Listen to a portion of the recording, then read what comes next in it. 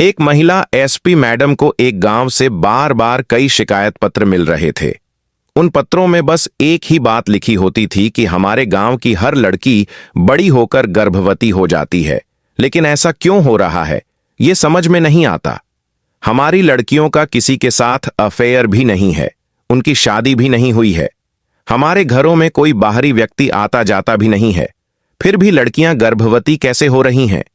ये सुनकर SP madam बहुत परेशान हो गईं और सोचने लगीं कि ये कैसे संभव हो सकता है, क्योंकि ये तो साफ बात है कि अगर कोई लड़की किसी पुरुष से बात नहीं करती और अविवाहित है तो वो गर्भवती कैसे हो सकती है।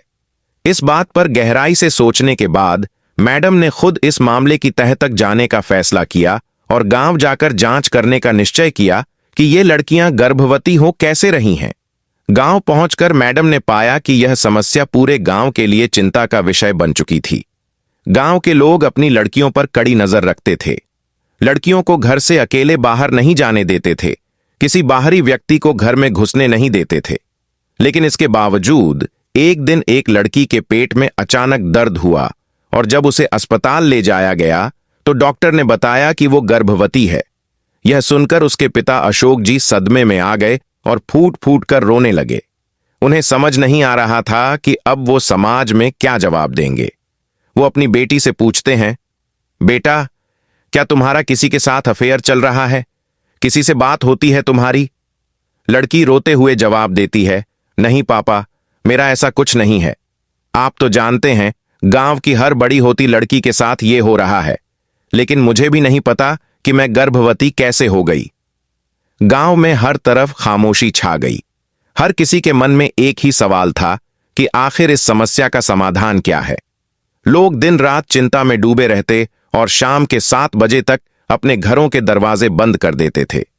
लड़कियों पर दिन रात कड़ी नजर रखी जाती थी, फिर भी इस रहस्यमय समस्या का कोई सिरा हाथ नहीं आ रहा था।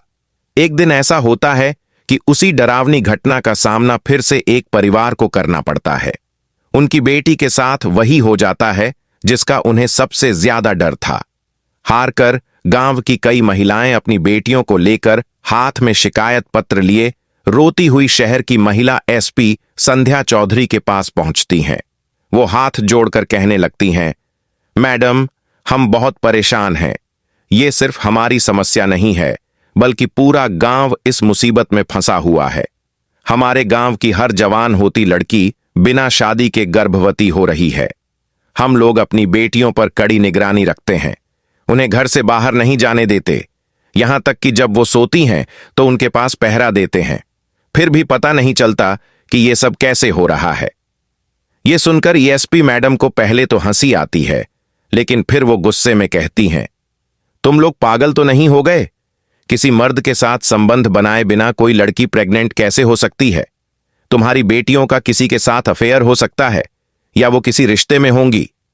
लेकिन महिलाएं हाथ जोड़कर कहती हैं, मैडम, ये सिर्फ एक लड़की की बात नहीं है। गांव में ऐसी 50 लड़कियां हैं जो बिना शादी के गर्भवती हो चुकी हैं।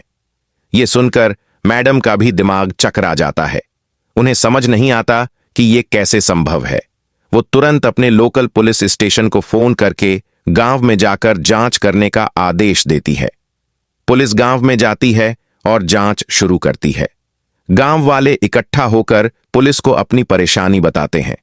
वो कहते हैं, साहब, अगर ये एक लड़की के साथ हुआ होता तो हम मान लेते कि हमारी बेटी की गलती है, लेकिन यहां हर लड़की के साथ यही हो रहा है।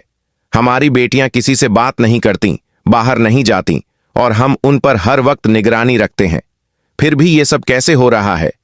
पुलिस ये सब सुनकर भी दंग रह जाती है। जब वो एसपी मैडम के पास लौटकर रिपोर्ट करती है तो मैडम कहती हैं, इस मामले में जरूर कोई बड़ा राज छुपा है। या तो ये लड़कियां सच छुपा रही हैं या फिर कुछ और गड़बड़ है। फिर मैडम खुद इस केस की जांच करने का फैसला करती हैं। वो अपना हुलिया बदलती हैं, कंधे पर एक झोला लटकाती हैं और ऐसे कपड़े पहनती हैं जैसे कोई भिखारी हो। वो भिखारिन के भेष में उस गांव में पहुंच जाती है ताकि सच्चाई का पता लगाया जा सके।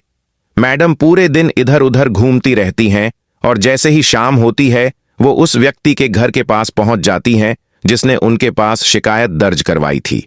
वो अशोक जी के घर का दरवाजा खटखटाती हैं। अशोक जी दरवाजा खोलते हैं तो भिखारी के भेष में मौजूद एसपी मैडम उनसे कहती हैं, साहब, रात हो गई है और अब इस समय मैं अपने घर नहीं पहुंच सकती।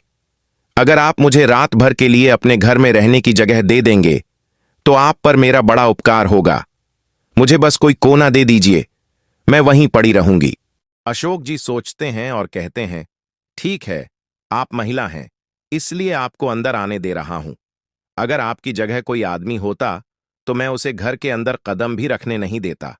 हम पहले से ही बड़ी परेशानी में हैं। समझ नहीं आता कि हमारे साथ ऐसा क्यों हो रहा है। इस पर भिखारिन बनी मैडम कहती हैं, साहब, मैं भी आपकी बेटी जैसी ही हूं, मुझसे आपको क्या डर हो सकता है। अशोक जी उन्हें भिखारी समझकर घर के एक कोने में खाट डाल देते हैं और कहते हैं, आप यहीं बैठिए, मैं आपके लिए खाने पीने का इंतजाम करता हूं। इसके बाद अशोक जी उनके लिए रोटी सब्जी लाते हैं। वो वहीं बैठकर खाना खाती हैं और दरवाजे के पास खाट पर सो जाती हैं।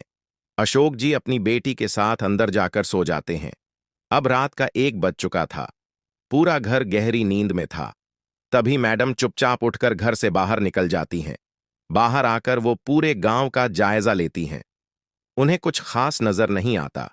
थोड़ी देर बाद जब वो वापस लौटने ही वाली थीं, तो अचानक दूर से झाड़ियों के पीछे से आवाज आने लगती है। ऐसा लगता है कि कोई झाड़ियों के पीछे से आ रहा है। ये सुनकर मैडम एक दीवार के पीछे छिप जाती हैं और देखती हैं कि क्या हो रहा है। वो देखती हैं कि गांव के पास के जंगल के रास्ते से 2 आदमी निकलकर आ रहे हैं। वो दोनों शराब के नशे में धुत होते हैं और ठीक से चल भी नहीं पा रहे होते। मैडम चुपचाप उन्हें देखती रहती हैं। दोनों आदमी गांव के एक बड़े घर के बाहर आकर रुक जाते हैं। उनमें से एक आदमी घर के अंदर घुसता है और दूसरा आदमी बाहर खड़ा होकर निगरानी करने लगता है। थोड़ी देर बाद अंदर गया आदमी मुख्य दरवाजा खोलता है और दूसरा आदमी भी अंदर चला जाता है। लगभग आधे घंटे बाद दोनों आदमी घर से बाहर निकलते हैं। ये देखकर मैडम के होश उड़ जाते हैं। वो समझ जाती हैं कि ये सही मौका है दोनों को रंगे हाथ पकड़ने का। मैडम तुरंत अपनी रिवॉल्वर निकालती हैं और उनके सामने आकर कहती हैं, खबरदार, अगर एक कदम भी आगे बढ़ाया तो गोली मार दूंगी, वहीं खड़े रहो। रिवॉल्वर देखकर दोनों घबरा जाते हैं, लेकिन भिखारी के वेश में खड़ी मैडम को देखकर वो समझते हैं कि ये कोई पागल भिखारी है जिसके पास नकली पिस्तौल है। उनमें से एक कहता है, हमारे रास्ते से हट जा, नहीं तो तुझे गोली मार देंगे। असल में उनके पास कोई बंदूक नहीं थी, लेकिन वो डराने के लिए ऐसा बोल रहे थे। तभी मैडम अपनी रिवॉल्वर से हवा में गोली चला देती है। गोली की आवाज सुनकर दोनों के होश उड़ जाते हैं। वो वहीं थम जाते हैं। इस गोली की आवाज सुनकर गांव के लोग भी जाग जाते हैं और बाहर आ जाते हैं। गांव वाले जब वहां पहुंचते हैं तो देखते हैं कि एसपी मैडम ने दोनों आदमियों को पकड़ रखा है। अशोक जी भी वहां पहुंचते हैं और देखते हैं कि ये वही भिखारी है जिसे उन्होंने रात को अपने घर में जगह दी थी। वो सोचने लगते हैं कि इसके पास रिवॉल्वर कहां से आई। तभी गांव के लोग उन दोनों आदमियों को पकड़कर एक पेड़ से बांध देते हैं। मैडम पुलिस स्टेशन फोन करके अपनी टीम बुलाती है। थोड़ी ही देर में पुलिस की गाड़ियां वहां पहुंच जाती हैं और दोनों आदमियों को गिरफ्तार कर लिया जाता है। मैडम वहां मौजूद लोगों से कहती हैं, मैं भिखारी नहीं, इस जिले की एसपी हूं। ये अशोक जी मेरे पास शिकायत लेकर आए थे कि गांव की हर जवान लड़की गर्भवती हो रही है। इसलिए मैंने भिखारी बनकर गांव में आने और सच्चाई जानने का फैसला किया। ये लोग गांव की लड़कियों के साथ गलत काम करते थे। अब इन्हें कड़ी से कड़ी सजा मिलेगी। गांव वाले मैडम को धन्यवाद देते हैं और कहते हैं कि उनकी वजह से आज उनकी समस्या का समाधान हुआ। पुलिस स्टेशन में पहुंचने के बाद दोनों दारूडियों से पूछताछ शुरू हुई। पहले तो वे कुछ भी नहीं बोले, लेकिन जब पुलिस ने थोड़ा सख्ती दिखाई और उनसे पूछा कि वे रात को उस घर में क्यों गए थे, तो वे डर गए और रोने लगे। उन्होंने बताया, मैडम, हम सिर्फ यही काम करते हैं। जब हम दारू पीकर आते हैं तो हम किसी के घर में घुसते हैं और उस घर में जो भी लोग होते हैं उनके चेहरों पर एक स्प्रे मारते हैं, जिससे वे लोग बेहोश हो जाते हैं और उन्हें कुछ भी पता नहीं चलता। फिर हम उस घर की लड़की को उठाकर बाहर ले जाते हैं और उसके साथ गलत काम करते हैं। उसके बाद उसे वापस उसी जगह छोड़ देते हैं।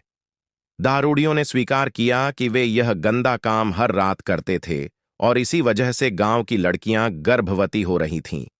उनकी बात सुनकर एसपी मैडम को बहुत बड़ा झटका लगा। उन्होंने तुरंत अशोक जी को बुलाया और कहा, आप तो कह रहे थे कि आपकी लड़की के साथ कुछ गलत नहीं हुआ। इन लोगों ने आपकी बेटी के साथ भी यही गंदा काम किया है, इसीलिए वह गर्भवती हुई है। गांव वालों ने यह सुनकर उन दोनों दारूडियों को खूब खरी खोटी सुनाई। एसपी मैडम ने उन दोनों के खिलाफ सख्त धाराएं लगाई और उन्हें जेल भेज दिया। इस तरह एसपी मैडम ने गांव की समस्या का समाधान किया। दोस्तों, ऐसे ही वीडियो देखने के लिए हमारे चैनल को सब्सक्राइब करिए।